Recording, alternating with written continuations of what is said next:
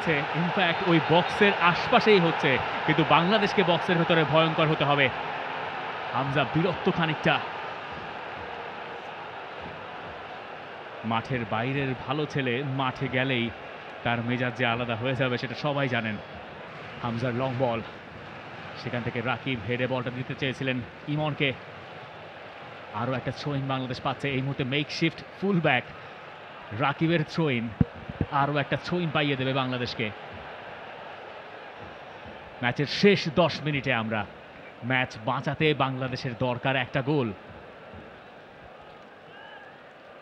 তারিক কাজী long ball, second post দিয়ে run make করছিলেন সেখানে ফয়সাল আহমেদ ফাহিম।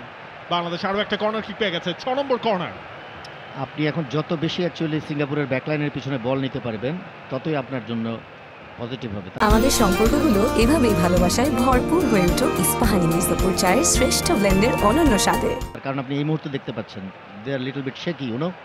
কিন্তু বাংলাদেশ কর্নার থেকে এখনো পর্যন্ত ভয়ের কারণ তৈরি করতে পারেনি সিঙ্গাপুরের জন্য। দেখা যাক এখান থেকে সেটা বাংলাদেশ পারে কিনা। মুরসালিনের কর্নার, নিয়ার পোস্টে হেডার আলামিন 6 ইয়ার্ড বক্সের মাথা থেকে মাথা ছোঁয়ালেন ঠিকই, কিন্তু কপাল খুলল না। আল আমিন তিনি ট্রাইটা করেছিলেন। আরও একটা কর্নার পেয়ে গেছে বাংলাদেশ। মুরসালিন টানা দ্বিতীয় কর্নার বাংলাদেশের। আলামিনের আগের যাত্রায় হয়নি, এবার কি অপেক্ষা করছে? এবার ফার পোস্টের বাইরে ইজওয়ান এ পাশ থেকে ও পাশে ঠেলে দিয়েছেন। তৃতীয় কর্নার কিক বাংলাদেশের। কতটা প্রেসার ক্রিয়েট করছে বাংলাদেশ সিঙ্গাপুরের হাফে। আমরা লাস্ট ম্যাচে দেখেছি মালদ্বীপের এগেনস্টেও সিঙ্গাপুর লাস্ট 15 to 20 মিনিট ঢুকেছে, আজকেও যেন সেটাই তাদেরকে ভোগাচ্ছে। বাংলাদেশ গোলটা আদায় করতে পারবে কিনা। এবার হামজা নিজেই গেছেন ওপাশ থেকে কর্নার নেওয়ার জন্য। মুরসালিনও দৌড় শুরু করেছিলেন, হামজা তাকে থামিয়ে নিজেই গেছেন কর্নারটা নেওয়ার জন্য। হামজার কর্নার কিক, মাথা ছোঁয়াবেন কে? তপুর হেডার, এরপরে গোল লাইনের সামনে থেকে সেটা ক্লিয়ার হলো। হামিদ সাইহান চতুর্থ কর্নার কিক, এ পাশ থেকে দুটা ও পাশ থেকে দুটা। প্রেসারটা বাংলাদেশের এখনো জারি রেখেছে তারা। হামজা চৌধুরী, হামজা কর্নার ফ্ল্যাগের ঠিক কাছাকাছি জায়গায় হামজা টার্ন করতে নিয়েছিলেন, পারেননি। বলে কন্ট্রোল এখনো বাংলাদেশের কাছে, তাকে আটকানোর কাজটা করছেন নাকামুরা। ট্রিবল করে ট্রাইটা করছে এবং বাংলাদেশের থ্রোয়িং। খেলা এখন ওই অর্ধেই হচ্ছে, ইনফ্যাক্ট ওই বক্সের আশপাশেই হচ্ছে, কিন্তু বাংলাদেশকে বক্সের ভেতরে ভয়ঙ্কর হতে হবে। হামজা বিরক্ত খানিকটা। মাঠের বাইরের ভালো ছেলে মাঠে গেলেই তার মেজাজ যে আলাদা হয়ে যাবে সেটা সবাই জানেন। হামজার সঙ্গে সেখানে খানিকটা বাদানুবাদ সাফওয়ানের। থ্রোইন, এবার বলটা নেবেন কে? বাংলাদেশই পেয়েছে রাকিব। রাকিব এবার থ্রোইন নেবেন, কিন্তু তার জন্য অপেক্ষাই করলেন। এই অপেক্ষা বাংলাদেশকে কতখানি সফল করবে। সাদউদ্দিন লং থ্রো নেবেন, সেটাই মনে হচ্ছে।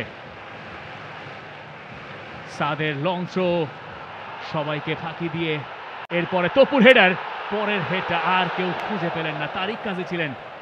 দুই সেন্টার ব্যাক মিলে চেষ্টা করছিলেন উদ্ধার করার। পুরো বাংলাদেশই তো চেষ্টা করছে আরো একটা গোল করার। 84 মিনিট চলছে ম্যাচে, 6 মিনিট বাকি রয়েছে। বাংলাদেশ একের পর এক আক্রমণ করে যাচ্ছে। এই মুহূর্তে ইজওয়ান তিনি একটু চোট পেয়েছেন। এই লাস্ট 10 মিনিটে জুলফিকার মাহমুদ কি দেখলেন বাংলাদেশের খেলায়? পরিবর্তনটা কোথায় কোথায় হয়েছে? না, টু বি অনেস্টলি অ্যাকচুয়ালি যে যখনই আপনি প্রেসিং করবেন অপোনেন্টকে, সেটা যে ধরনের অপোজিশন টিমই হোক না কেন, ডেফিনেটলি তারা কমফোর্ট ফিল করবে না। এবং আপনি যখন দেখলাম যে ওদের অ্যাকচুয়ালি আমিরুল আদলিকে তুলে নিয়ে লিওনেল তানকে নামানো হলো, তান অ্যাকচুয়ালি কিছুটা শেকি, এবং তানের মিস্টেক থেকেই অ্যাকচুয়ালি কিন্তু আমরা বেশ কয়েকটা অপরচুনিটি তৈরি করতে পেরেছি। পিচ সাইডে রয়েছেন শরীফুল হক, যাচ্ছি শরীফুল হকের কাছে। শরীফুল, শেষ ক মিনিটে বাংলাদেশের একের পর এক আক্রমণ, আশপাশের অবস্থাটা কি?